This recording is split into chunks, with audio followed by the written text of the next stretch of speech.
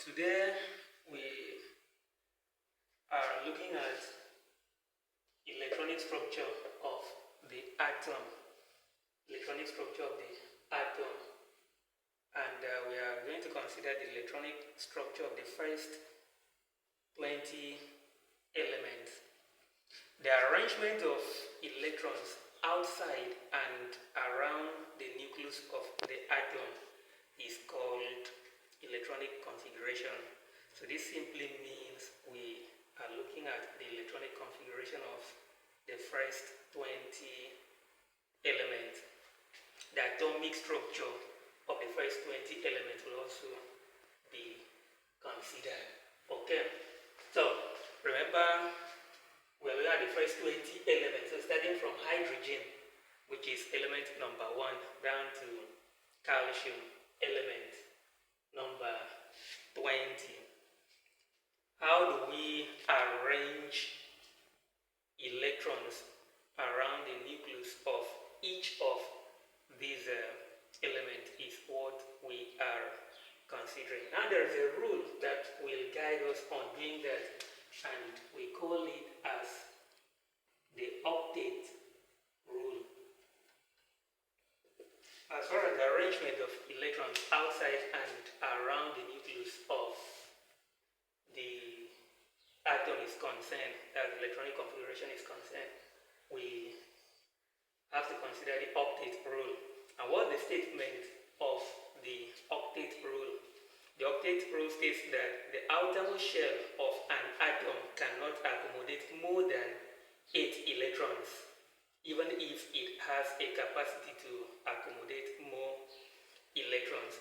Remember, we considered shells K, L, M, and N with energy level 1, 2, 3, 4, and then using 2n squared.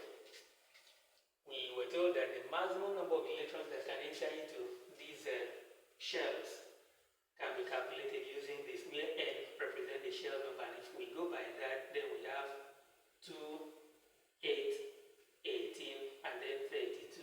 Okay, so as far as the octet rule is concerned, we are considering the shells M and N, because M has the capacity of accommodating 18 electrons, and then N has the capacity of accommodating 32 electrons. So this simply means in the course of doing this, we will not assign 18 electrons or 82 electrons to this. However, this does not mean that this is not the actual number of electrons that they can accommodate. As we proceed, we will see where the remaining electrons go into. And also mind you, the octet rule does not affect the K shell, because the K shell can take only a maximum of 2 electrons. So it is the duplet rule that affects the K shell. And when we talk about the K shell, we only consider elements hydrogen and helium. Okay, so we have the first 10 elements listed on the board, number of electrons which corresponds to the atomic number.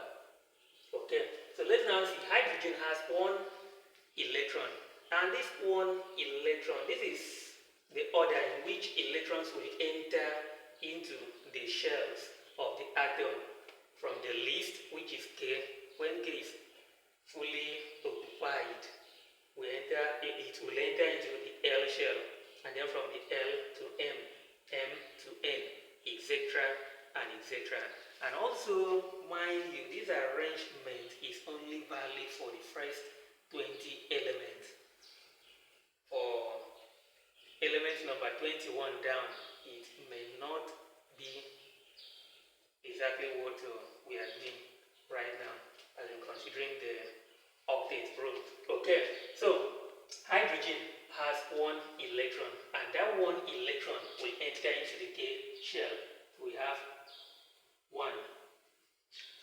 Helium has 2 electrons. The 2 electrons will enter into the K shell. Now you can see that the maximum number of electrons that can enter into K shell is 2. So this K shell is fully occupied now. We cannot assign new electrons to it, but rather any electron that comes will be channeled to the next shell. Lithium has 3 electrons, so the first 2 electrons will enter into the K shell and the remaining one enters into L. Beryllium with 4 electrons, we have 2 into the K shell and then 2 into the L shell. Boron, 2 into K and then 3 into L. Carbon, 2 into K shell and then 4. Nitrogen, 2 into K and then 5 into L. Oxygen, 2 into K and then 6 into L. Fluorine, 2 into K shell, 7 into L shell.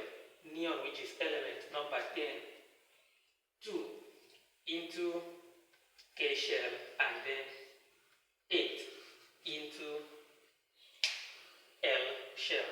And at this point you can see our L shell is fully occupied because it can take a maximum of 8 electrons. So any other electron that comes in will be channeled to the next shell, which is M. And if we go by that, then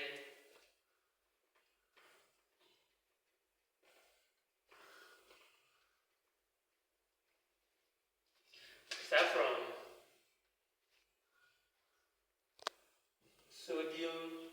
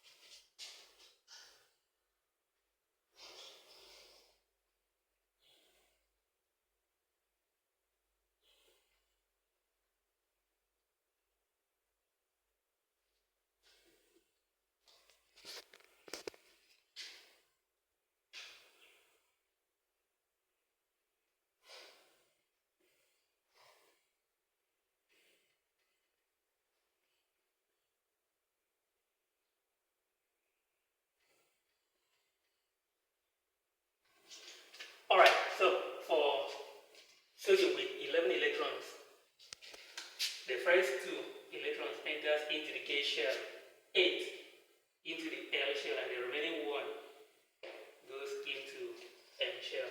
For magnesium, 12 electrons, 2 into K, 8 into L, and then 2 into M. Aluminium, 2 into K, 8 L, 3 for M. Silicon, 2 for K, 8 L, and then 4 for M. For phosphorus, 15 electrons, 2 into K, 8 into L, and then 5. Sulfur, 2, 8, 6. Chlorine, 2, 8, 7. Argon, 2, 8, 8. And once again, going by octet rule, even though M has a capacity of holding up to 18 electrons, but because of this very rule, will not assign more than 8, so we give it 8. And at this very moment in time, this side is filled up, so we move to N. For potassium, we have 2, 8, 8, and then the remaining 1 electron enters into the N shell. And then calcium, which is the last in this series, will be 2, 8, 8, and then 2. Okay, so this is how electrons are being distributed around the nucleus of the atom for the first 20 elements. Now, if you understand this very well, we can use this to draw the atomic structure of the first 20 elements. You can use this if you understand this very well. For example, sodium, the atomic structure of sodium, looking at this configuration, this shows us that sodium has three shells. And these three shells are K, L, and M. The first shell carries the 2 electrons. The second shell, L, carries 8 electrons. And then the last shell, M, carries only one electron. So how do we do this? If you draw the atomic structure of sodium, then that will give us this.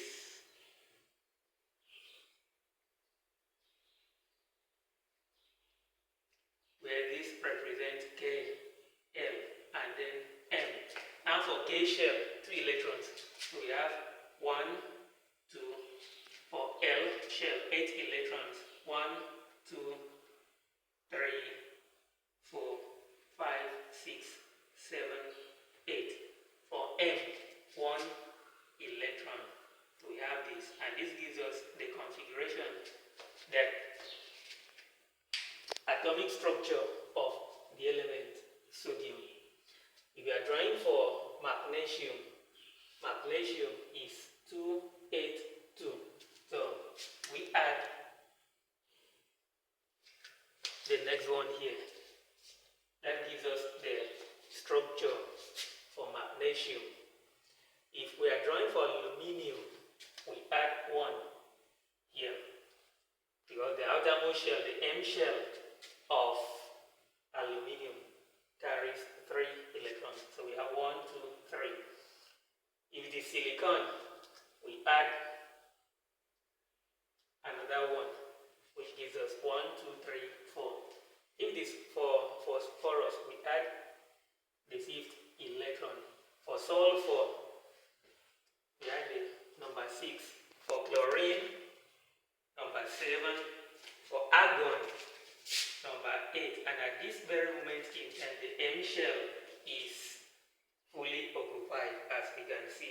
So if we are drawing for calcium, then we have to draw 1 more shell.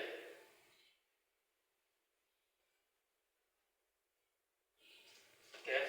For potassium, the N shell carries only 1 electron. And then finally, for calcium, we have 2 electrons in the N shell. If we are drawing for hydrogen, hydrogen has only 1 shell and 1 electron. So for hydrogen, we have 1.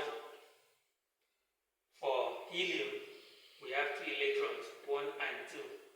And at this point in time, the K shell is fully occupied. So we introduce another shell, which is our L. For lithium with 3 electrons, we have 1 here. Beryllium, 2. Boron, carbon, nitrogen, oxygen, fluorine, and then neon.